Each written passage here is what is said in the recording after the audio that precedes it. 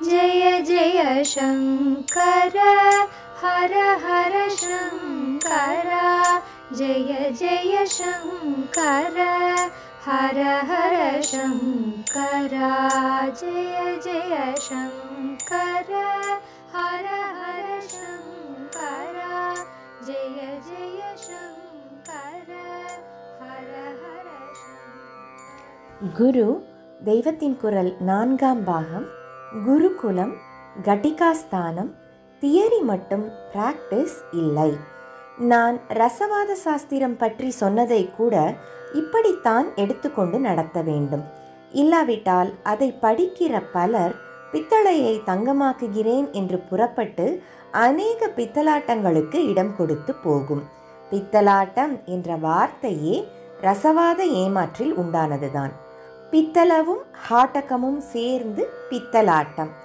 பித்தளம்தான் பித்தளை, ஹாட்டகம் என்றால் தங்கம்.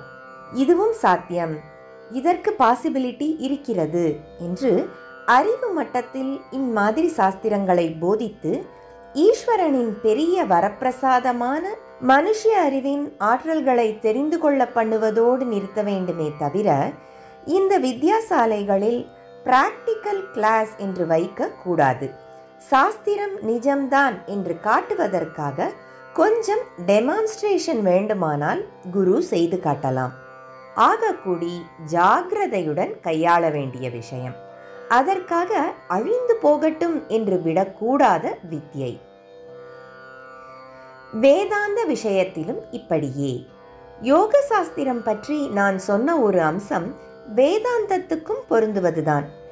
எப்படி ஒரு யோகியை நாம் குருவாக உட்கார்த்தி வைத்து சிஷ்யன் பிடித்து கொடுக்க முடியாதோ அப்படியேதான் வேதாந்தத்தை அபியசித்து சித்தி பெற்ற ஞானி விஷயமும்.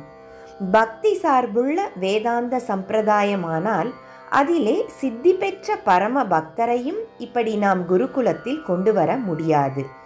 இங்கேயும் அறிவு ரீதியில் வேதாந்த சாஸ்திர ஞானம் தரத்தான் நாம் குருகுலம் வைக்க வேண்டியதே தவிர அதை அங்கேயே அனுபவமாக பண்ணி தருவதற்கு அல்ல. பூர்வ கால வித்யாபியாசத்திலும் இப்படித்தான் வேதாந்த சிக்ஷை நடந்தது என்று சொன்னேன் அல்லவா? தற்போது வித்யாசாலையில் கற்றதை கொண்டு வித்யார்த்தி பிற்பாடு ஒரு உத்தமமான ஞான குருவை அல்லது பக்த சிரேஷ்டரை அல்லது யோகீஸ்வரரை அடைந்து சாதனைக்கு போய்கொள்வான்.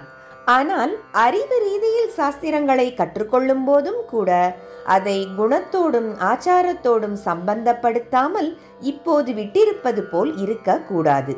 நல்ல ஒழுக்க கட்டுப்பாட்டுடனும் பக்தி விசுவாசம் முதலான பண்புகளுடன் கற்றுக்கொண்டால்தான் மாணவன் நன்றாக உருவாவான். கல்வியும் பிற்காலத்தில் கொஞ்சம் கூட தப்பு வழியில் பிரயோஜனமாகாமல் நல்லதற்கே ஆகும் என்பதைத்தான் திரும்ப திரும்ப சொல்லி வந்திருக்கிறேன். இப்படி நம் தேசத்துடையதாக வந்துள்ள சகல கலைகளுக்கும் சாஸ்திரங்களுக்கும் நம் தேச முறைப்படியே தொடர்ந்து வித்யாபியாசம் நடக்க நாம் எல்லாரும் முனைந்து ஏற்பாடுகள் செய்ய வேண்டும். முடிந்த மட்டும் குருகுல அம்சங்கள் இருக்கும்படியா இந்த வித்யாபியாசத்தை அமைக்க வேண்டும். அப்போதுதான் ஆச்சாரமும் குணமும் வித்யையோடு கைகோத்து கொண்டு போகும். ஆச்சாரம் குணம் இல்லாவிட்டால் வேதமே வேதமில்லை என்று வச்சனம் ஓதுவதை விட, அதாவது கற்பதை விட ஒழுக்கம்தான் பிராமணனுக்கு முக்கியம் என்று வள்ளுவரே தீர்ப்பு சொல்லியிருக்கிறாரே. குறிப்பு 3ஆம் பகுதியில் ஆச்சார விஷயங்கள் என்ற உரையில் ஆச்சாரங்களின் பாகுபாடு குறள் தீர்ப்பு என்ற உட்பிரிவு பார்க்க. செய்ய வேண்டிய பணிகள். இந்த பெரிய பணியில் முதல் ஸ்டெப்பாக செய்ய வேண்டியது தற்போது மிஞ்சியுள்ள சாஸ்திரஜர்களை எல்லாம் குருகுலமோ பாடசாலையோ எதுவோ ஒன்றில் பிடித்து போட்டு போதிப்பதற்கு ஊக்கம் தர வேண்டும். அங்கே பழைய சாஸ்திரங்களின் சம்பந்தமான நூல்களை சுவடிகளை எல்லாம் முடிந்த மட்டும் சேகரித்து வைக்க வேண்டும். இவற்றில் ரிசர்ச்சுக்கும் தூண்டுதல் அளிக்க வேண்டும். முக்கியமான நூல்களையாவது அச்சு போடுவதற்கு சகாயம் செய்ய வேண்டும். கற்றவன் கற்பிப்பவனாக வேண்டும். நன்றாக படித்தறிந்த ஒருத்தர் 4 பேருக்காவது அதை படிப்பிக்காமல் போனார் என்று ஏற்படவே கூடாது. நன்றாக கற்று வித்வானாகிற எவனும் அப்புறம் தான் கற்றதை மற்றவர்களுக்கும் கற்றுக் கொடுத்து பிரச்சாரம் செய்தே ஆக வேண்டும் என்பது ஆன்றோர் விதித்த விதி. தன் மட்டில் கற்றவனாயிருந்து பயனில்லை.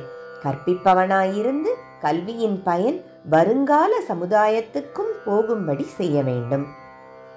மனுஷனுடைய வாழ்க்கையில் பிரம்மச்சரியம், கார்ஹஸ்தியம், வானப்பிரஸ்தம், சந்நியாசம் என்ற 4 ஆசிரம் உள்ளது என்றால் கல்வி கற்பிப்பதிலும் 4 ஸ்டேஜ்கள் உண்டு. அதீதி, போதம், ஆச்சரணை, பிரச்சாரணை என்று இந்த 4க்கு பேர். அதீதி என்றால் படிப்பது. முதலில் நன்றாய் படிக்க வேண்டும். அப்புறம் போதம், அதாவது படித்ததை நன்றாக புரிந்து கொண்டு அதிலே மேலும் புது அறிவு பெறுவது. மூன்றாவதாக ஆச்சரணை. முதல் 2ம் இப்போதும் கூட பல சப்ஜெக்ட்களில் நடந்து விடுகின்றன. ஆனால் இந்த 3வது விஷயத்தில்தான் கோளாறாக இருக்கிறது. அது என்ன? ஆச்சரணை என்றால் அறிவிலே இறக்கிக் கொண்டதை நம்முடைய வாழ்க்கையிலே இழைத்து நடைமுறையில் நடத்தி காட்டுவது என்று அர்த்தம். கற்றபின் அதற்கு தக நிற்பது ஆச்சரணை. இந்த 3ஓடு மட்டும் வித்வானின் லட்சணத்தை முடிக்காமல் முடிவாக பிரச்சாரணை என்றும் ஒரு 4வது லட்சணம் சொல்லியிருக்கிறது. இதுதான் தான் கற்ற கல்வி தன்னோடு போகாமல் அதை 4 பேருக்கு கற்றுக் கொடுப்பது, பிரச்சாரம் செய்வது பிரச்சாரணை. ஸ்ரீஹர்ஷர் இந்த விஷயத்தை கவி சாதுரியத்தோடு சொல்லியிருக்கிறார். நளனுடைய கதையை நைஷதம் என்ற பெயரில் எழுதியிருப்பவர் அவர். நளன் நிஷத தேசத்து ராஜாவானதால் புஸ்தகத்துக்கு நைஷதம் என்று பெயர் வைத்தார். வித்வான்கள் விரும்பும்படியான காவியம் அது. நைஷதம் வித்வத் ஔஷதம்.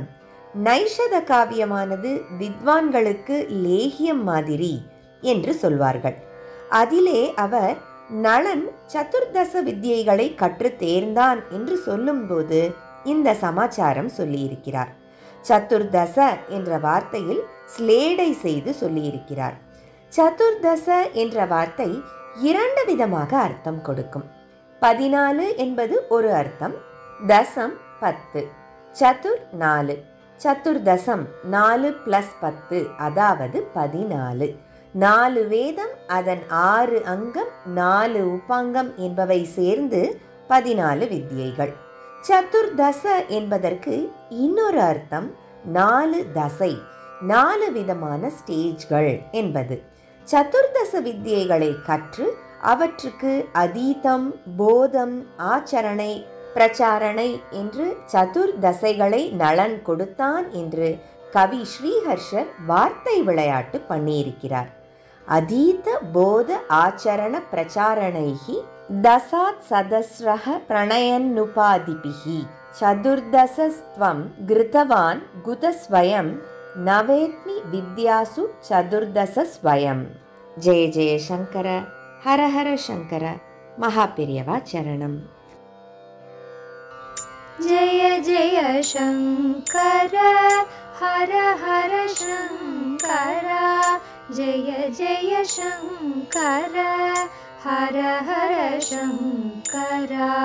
जय जय शङ्कर, हर हर